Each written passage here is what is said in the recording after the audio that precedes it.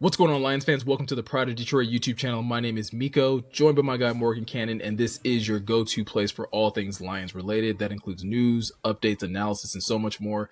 Today, we are going to be recapping day 4 of Lions training camp. There were a number of things that took place today, from players standing out. We did have a couple more injury scares. We actually got our first chance to listen to new defensive coordinator Kelvin Sheppard talk as he steps into this new role. And if you haven't had a chance to watch that press conference, it's rare, Morgan, right, to say that someone needs to go watch a press conference, but Shepp put on a masterclass when it comes down to, setting the tone for what you can expect from someone stepping into a role this big. Yeah, I'm so impressed with Kelvin Shepard, and I really have been for a long time now. Back during his playing days, you just heard a lot of people talk really well about Kelvin and what he's going to end up being. And when he pivoted to coaching, it made total sense. And yeah, it's just really exciting, man, because that's someone that's a really, I think I said something like he's just you can tell really, really good teacher and a really, really good communicator. And that's going to make a good football coach, man, because all that other stuff can come afterwards. But if you can do those two things exceptionally well and relate with people and make them feel important and heard and all that corny stuff. I know corny, it's not corny, but people will say it is. Yeah, it all matters so much. And you see it when you hear from Kelvin Shepard. And yeah, I'm just really excited to see how he leads this defense and this group forward, because from what I hear, people are flying around.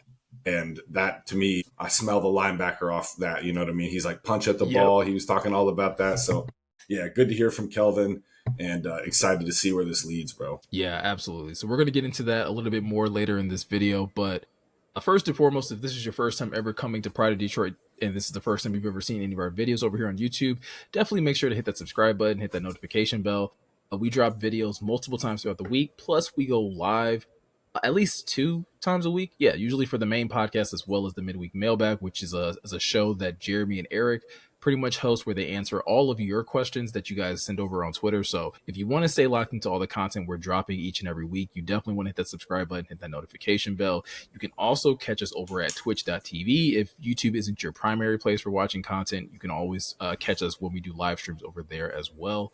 And like always, there's the prideofdetroit.com website where all of the latest articles are being posted. If you want a more in-depth view of what happened at training camp, Eric posted an observation article every single day after practice, so you can definitely check that out as well. But if you want some real behind the scenes type of information, you want to be able to hear different drills that we're running, or who was really standing out in drills, or some of the things that maybe you saw on Twitter but you don't have a lot of context to, I highly suggest you check out Pride of Detroit Direct. That is our paid subscription. You pay $50 and you get a lot of extra content. One of those things being you get this behind the scenes look, or it's a behind the scenes podcast with both Jeremy and Eric right after training camp practice. They literally don't even leave Allen Park. They record the podcast there and they go through everything that happened at camp, where they primarily focus, whether it's position group, drills, all that type of stuff. It's well worth the money, right? Especially at this time of year, if you really want to get an in-depth look at what's happening at training camp.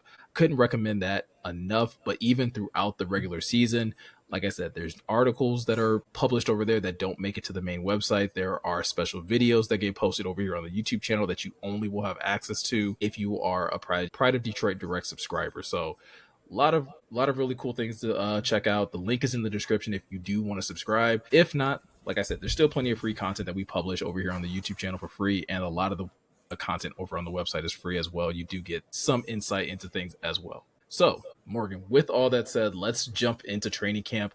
First and foremost, we got to start talking injuries, because that seems to be a running theme over the first 4 days. But we actually did get some good news in a couple of different respects. First and foremost, the Lions did get 2 players back from injury. Stanley Thomas Oliver is the first player to come off NFI. He is a cornerback, so that's actually some big news, because the secondary has been getting a little thin over the first few days of practice. Plus, they also, kind of lost Terrion for a little bit, or at least he stepped away from practice early today. In addition to that, they also got Broderick Martin back, which that was another part of the defense that was starting to get a little thin. Broderick returned back to practice today. But on the flip side of that, Derek Barnes also left practice a little bit early with a hand injury. Going back to Terrion, he left early because of what they are calling a calf strain. So first and foremost, what's your initial reaction to the injury news that came out today? I'm not going to tell anybody how to fan. All right. So I want to lead with that.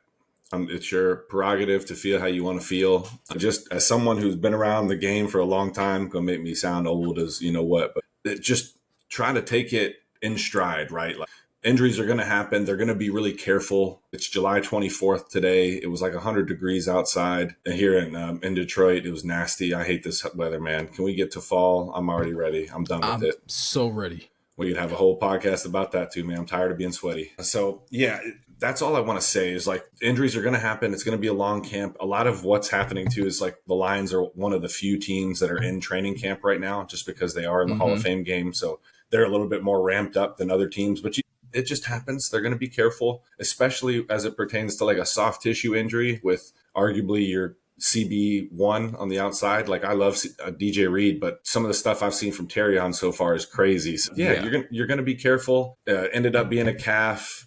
Barnes left with a hand. Who knows how that happened? But they said he's going to be fine too. And for Eric and Jeremy, they're like, we didn't even notice it, and those two notice everything when they're watching practice. So, I'm not going to tell nobody how to fan. I just want to say, take it with a grain of salt each and every time, because they're going to err on the side of caution because it's July 24th. If it were the week of the divisional round or NFC championship, yeah, like you'd probably hear Terrion trying to work through it or like, what have you, but you don't have to because it's July. That's all I want to say. I said this earlier in the weekend. I can't remember which injury it was because unfortunately, like I said, like it feels like there's been an injury every single day this week, but it's like you'd rather hear about it now. You really would, these first few days of camp, because that gives them time, like you said, Morgan, for the team to be cautious, for them to be like, hey, listen, we're going to sit you out a couple weeks, maybe a week or two, just to make sure that you're good. And this way you can work with trainers. I remember this being the case. I don't know if it was last year or the year before, but remember when JMO was having a lot of hamstring issues for a specific camp? And it was like, it didn't end up being an issue in the regular season, but I think the reason it wasn't an issue in the regular season was because of the fact that they took such good care of it during the offseason. They could have easily been like, oh, JMO's already been missing a lot of time from the ACL, yada, yada, yada. We need him on the field. But they understand the big picture. And I think that's kind of what you're speaking to, is that when it comes down to this early parts of training camp, the big picture is you being ready for week 1. It's not as important for you to be ready for week 2 or 3 of training camp for most players, right? Especially for someone like Terrion, where like, hey, the Lions know how they want to use him. And in order for them to use him the way they want to, he's got to be 100% come week 1. Yeah, and we're not downplaying. Like, you still want him to get every rep he can because he's a really young player still, and it's important. We're not making light of that at all, but they're just, they'll play it safe. I don't think you'll see him until after the Hall of Fame game. Like, they'll have him doing stuff off to the side with trainers. The Lions have a really good staff. Since they've, made that change, I feel like things have been like, good considering all the bad luck they got injury wise in 2024. But yeah, I wouldn't read too much into it and just take it in stride. I know it's tough because you're like, oh my God, can we get through one practice? And trust me, I think that too, because I'm like, good Lord, I would love to just not hear about any of that one day. Maybe it's the first day of pads. That would be great. I always got y'all with the knocking on wood. But yeah, it's not something that we want to read, but I do think it'll become less of news once every team is open up with training camp too. Just, they're not even in pads yet. I think I saw so many fans were like, oh my God, what are they doing? That kind of response. And I'm like, oh, guys, like that's Dan stopping practice to telling people to chill out a little bit. Right. But yeah, they're not being stupid out there. Like, if anything, this coaching staff and this regime they always err on the side of caution, man, especially with soft tissue injuries. I know you get it, Miko. You got to like reduce that workload. You can't put too much on it. If it's tweaked, because you do that, then it'll be a pull, and then you're up, what's creek, right, Miko? Exactly. With soft tissue injuries, the minute you feel like something's been tweaked, like you're better just erring on that side of caution to make sure that you avoid a tear or anything like that for something to get that much worse, especially the lower body, especially for something like a calf that could easily turn into an Achilles situation or things like that. Like, err on the side of caution. Err on the side of caution, because like you just said, we're in the first 2 weeks of training camp. We're still technically in the first week of training camp. We haven't even moved into the second week. Keep these guys as healthy as you possibly can.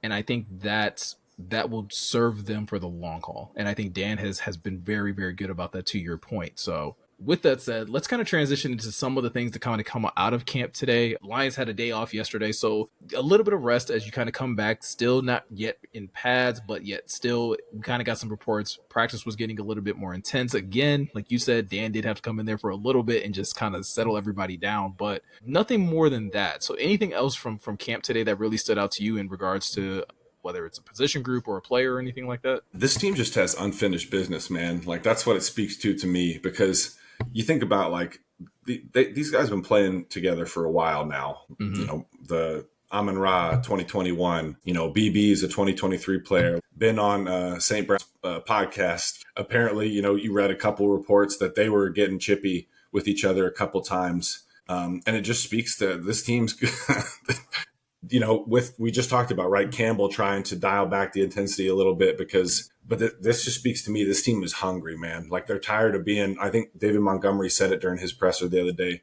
They're tired of being close, I think was the verbiage he used. And that's kind of reflecting, in my opinion, with how they're playing now. Like they're playing a little bit ticked off, and I'm sure they're going to be counting just as much because they're the players and they're actually in it. But I don't know about you, Miko. I'll be counting the days till we get to some of those joint practices, because I think that'll be when some of the starters and like people that are playing snaps during the regular season can let some of this steam off, right? Yeah, I think the thing that's also been interesting to that degree, when you talk about like how intense practice has been, Kelvin Sheppard got asked about this as well, and we'll get to some of the other things that he talked about in his press conference a little later. But someone brought up the physicality that has been at practice and how it's really been benefiting the defense so far.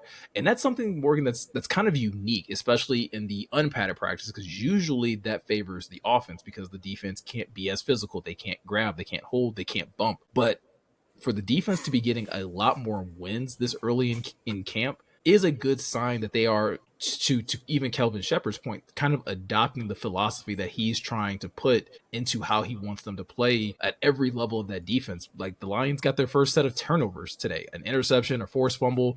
I think someone else like forced another fumble that, you know, obviously I think the play had been blown dead, but still, like, that mentality is already starting to be placed on this defense, and it's translating into a much more intense environment early on in camp. Yeah, and I get how that can, you know, tick off their wide receivers. Like we weren't there, so we weren't sure how the little skirmishes started between the receivers and the DBs, but that stuff's going to happen when they're competing, man. And a lot of these guys know each other. You think about it, like going back to college, like J-Mo and Jameer, and then Brian Branch, you know, and even Terrion, right? So you're gonna get chirpy sometimes with your boys and your brothers. So it's not something I'm gonna read too much into as far as like a negative thing, but I look at it as a positive, because Kirby said it the other day too. You don't want to have to tell people giddy up. It's okay to pull somebody back, but you don't want to have to tell them to giddy up. And I don't think we're going to have to get there with this team, man. I think it's right. Then, like I heard about a good rep between Sewell and Hutchinson. Can't wait to see that. And you know, with pads on, it's just, there's competition everywhere. Campbell has entrenched this whole regime. Like that's all it's about, competition on the field. And I think we're seeing the fruits of that labor right in year 5 now. Yeah, I'm right there with you. I think another good thing that came out of camp today is we've had a hyper focus on this offensive line, right? And in terms of how they're going to line up and who's going to play what position. So today was the first time we saw like an actual switch when it comes down to the starting group, where Graham and Tate Ratledge actually swapped roles, where Graham got to play a little bit more center, Tate Ratledge got to move over to right guard. And I think this is our first glimpse of them at least trying to keep Graham, I think, when it comes down to playing the center role. I don't know if it's necessarily any type of like telltale sign that Tate's not doing well, because Dan's already come out and said earlier this week, like, he thinks this first 10 days or so is really going to tell them where they are. But even Tate Ratledge got to kind of speak to the media today, and even he kind of admitted, like, one of the things that he's really trying to adjust to is the speed of the game, specifically at center versus playing guard. And I think that's something that I think he can still learn from Graham in watching him do it, instead of just like him having to just continue to run his head against the wall. Yep, I agree. And sometimes that helps as a learner too. Like I'm somebody, like, I need you to show me a lot of the time. Like, you can explain it to me and I'm going to listen my best, but I'd like you to show me. So that's a great point, Miko. And I think they're going to cross train him just a little bit, right? Just because in case this does need to happen. Something, I don't know if, I know you know this because you've been with POD for a while, but Graham Glasgow is a bit of a friend of the program with Alex Reno, and Graham does not like playing center. which is funny. Like, I get it. I wouldn't want to snap the ball and have a 350-pound cat in front of me either. Like Vita Vea, no, thank you. I'm going to chill. Yeah. I don't want to do that. So I get Graham's perspective, but he's a good player and a good vet, so he's not going to say anything about this. But I'm sure he's counting those minutes till Tate's back at center, especially when them pads come on and DJ Reader's there, or whoever. And so I think they're going to cross train him a little bit, just to, like you said, not give just how do you say it, would just wear Tate down, right, mentally. Yeah, like you don't want him to be like physically exhausted from trying to learn the position, and like you said, like going up against DJ Reader every single day, and it's just like, bro, like we don't know how those. Like tomorrow's going to be like definitely a baptism by fire type of situation where he's going to have to deal with DJ Reader. He's going to have to deal with, God forbid they put Hutch over the center on a situation, but like those are going to be the moments that Tate's going to have to kind of adjust to. But at the same time, the Lions are doing their due diligence, right? They're getting Kingsley Igwakin plenty of snaps over with the second team.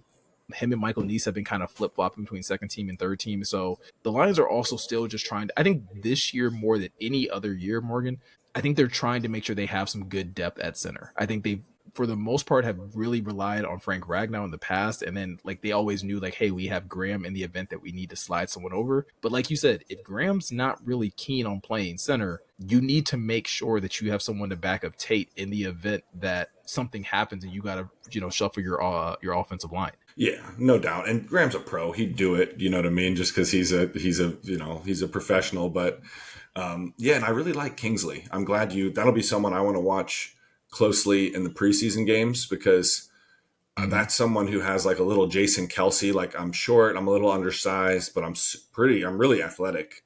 Like when they were doing that passing drill to the linemen when I was at OTAs before the break, he was flying, bro. I was like, who is that? And I had to look down. I was like, that's Kingsley. That man can move. So, and Dan's had some good things to say about him too so far early in the off seasons. Yeah, exactly. I think he is one of those guys that's definitely worth keeping an eye on. Another guy that I'm going to be keeping an eye on come the Hall of Fame game, and I think we'll talk about this more in depth like next week once we get closer to it. But film study Keith for sure. Cooper, Keith Cooper is a UDFA that has been getting a good amount of attention these early few days in camp, and I think anytime a UDFA is getting any kind of attention, Morgan, with a team like the Lions are right now, like you and I talked about this last year where we weren't very confident that any UDFA would crack the roster. And I don't think one did, but you go into even like this offseason and it's like, it even feels like that way again. But like, if there's a UDFA that's getting some attention, you definitely want to start to kind of investigate that player. And Keith Cooper is that guy for me. Defensive lineman out of the University of Houston, big body kid, but they are moving him all around that defensive line, kind of in that Levi Onwuzurike role. He's played some 3-tech, he's played some 4-eye, he's played some big end. That's a dude like when they get the pads on and once they get to the Hall of Fame game, I'm going to have his number circled, and I really just want to see this kid work. Yeah, because if he can play those positions you mentioned, that's a huge boost while the Lions hopefully get some reinforcements back like a little later in the season, right? So, if that's someone we could circle, because you pointed it out, Miko, this roster is so good, so complete. It's tough for guys to even get enough reps to make some noise. But sometimes things bounce your way and you don't want guys to get hurt. But, for Cooper, you have an opportunity because some guys are down right now or just not available or coming back or what have you. And you make the most of it. And this is how you get a job. You know what I mean? So I hope he can really make some noise. That'll be someone I think that already bloomed in my head earlier today when I was hearing about it, but that might have to be a film breakdown, because if he can play the 3-tech and the 4-eye and move around, that would be a huge boost to a room who could use a little bit of depth maybe at the beginning of the season. We'll have to see what shakes out. Especially for a defensive line that could use some more attacking D linemen, right? You have enough guys, I think, that can like eat up space, but to get another dude that can be a penetrator, get into the backfield type of thing, and just to keep it like to drive home the point on this is a guy that's getting second team reps, right? Like, so this is a UDFA that's clearly, like you said, Morgan, taking advantage of some guys not being available, and the Lions are rewarding that with like, all right, we're going to give you some opportunities against the second team and see how you do it there. Him and Pat O'Connor are kind of double teaming that and both trying to get some experience and flex their versatility on that defensive line. But last thing that we kind of got to get to in this video, and we talked about the top of this, is Kelvin Sheppard. And one of the things that I think is always pretty cool about, training camp is like, of course, we get to hear from Dan like in a way that we don't typically get to hear from him in the regular season. You get to ask him about players and things like that. But in a off season where the Lions have made coaching changes on both the offensive and defensive side, getting a chance to hear from Kelvin Sheppard today was hella refreshing. Like I was juiced after his press conference. And it's not like, I think you said it perfectly. Like, he's such a good communicator to where it doesn't feel like coach speak. Like, you feel like you're actually learning something when Kelvin Sheppard is talking about this defense, and when he's talking about how he expects this defense to perform come the regular season. Yeah, just a leader of men. Like, you can tell, like, he's been in front of a room before. He's comfortable in his own skin. Like, that's someone who, man, I can see him being a head coach too. I don't want to get way out there. I know this is his first year being a defensive coordinator, but the way the league is moving, I could 100% see him being a head coach in the near future, just because of all the things you just mentioned, Miko. And he had a quote in there like, I didn't invent this football stuff, but like, I don't try to, just having the humility to joke about that stuff too, because there's some coaches out there, they're like, oh, I am the man when it comes to running a 3-4 over defense. Yeah. Like, I am that guy, I'm like, okay, like, calm down a little bit. So like, to see that humility, that's somebody I would follow into Mordor or into Green Bay or wherever we need to go, bro. Kelvin Sheppard is that dude, man. I was happy to hear from him, just like you, for sure. And I think like one thing that was like a breath of fresh air, and again, this is not a slight at AG, because I love AG's approach to the media. Like, AG is AG all the time. He was never going to switch up who he was. But one thing that like I think was sometimes maybe like a prickly situation with AG is when you would ask him about certain players, and if he didn't want to talk about them, AG was going to just stonewall you. Kelvin Shepard got asked about a couple of guys and had some really glowing things to say. He talked about Terrion Arnold and talking about how he seems like he's taken a pretty big leap. And I think to what you were saying earlier about like Terrion probably being much more in the mix for that CB1 role instead of that CB2 role could actually be a reality. And Shepp talked about that in terms of, Terrion really starting to put things together, mentally, and that possibly catching up to his physical tools. He had great things to say about Jack, which kind of echoes some of the things that Dan said about Jack the day before, in just the regard of like the relationship that him and Jack have. Like he has a great deal of trust in Jack. And then I think the one that really got me going was when he brought up Ahmed Hassanin unprompted. Like, no one asked him about Ahmed, but he had some really, like, he's excited about what Ahmed can be, and he sees him, if he can, obviously, learn the game at the right pace, that Ahmed's going to get every bit of talent out of what he has. Yeah, and it was cool to hear him speak about how guys are at different spots in the process, right? Like, you talked about Jack Campbell. Jack Campbell is his, like, that's his sensei, you know what I'm saying? Like, he has taught Jack since he entered the NFL. He's in his room as a linebackers coach. And then with Ahmed, he was like, we're getting things down like A gap, B gap, C gap. But that's recognizing where people are in their process and being a good coach and a good teacher and being like, okay, we're going to get you there. It might, we got a little bit to go, but you just talked about all the tools he has from a physical and mental standpoint. That's something you'll invest time. And Casey Rogers, he talked about being one of the best in the business. I'm excited because that's a room that has a lot of untapped potential, in my opinion, the defensive line. And just as a whole, I think this defense is going to be really good, man. I wanted to get in my compliments to the secondary. I think it might be one of the best in football if they can stay relatively healthy throughout the year. Because they've been, a lot of them too have been in the scheme for a while. DJ Reed's a vet. He's going to get it.